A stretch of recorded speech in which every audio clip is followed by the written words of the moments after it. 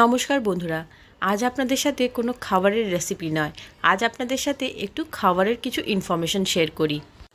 আপনারা যারা ফ্লাইটে করে ট্রাভেল করেন তারা কি জানেন যে প্রত্যেকটি এয়ারপোর্টে আপনারা এয়ারপোর্টের এক্সিকিউটিভ লঞ্চ অ্যাক্সেস করতে পারেন, তাও আবার খুবই সহজে। তার জন্য চাই আপনার শুধুমাত্র ডেবিট কার্ড, আর আপনার ডেবিট কার্ড থেকে মাত্র 2 রুপিস ডিডাক্ট করলেই আপনি পেয়ে যেতে পারেন এই সুবিধাটা। আমরাও কলকাতা এয়ারপোর্টে এটিকে অ্যাক্সেস করেছিলাম, কিন্তু যেহেতু আমাদের সাথে বাচ্চা ছিল আর সে 5 ইয়ার্সের উপরে ছিল, তার জন্য আমরা ভিতরে ঢুকে সেটার মজা নিতে পারিনি। তবে আমরা সেটার পার্সেল নিয়ে নিয়েছিলাম। পার্সেলের উপরে ছিল জল, জুস, কোল্ড ড্রিঙ্ক, ফল।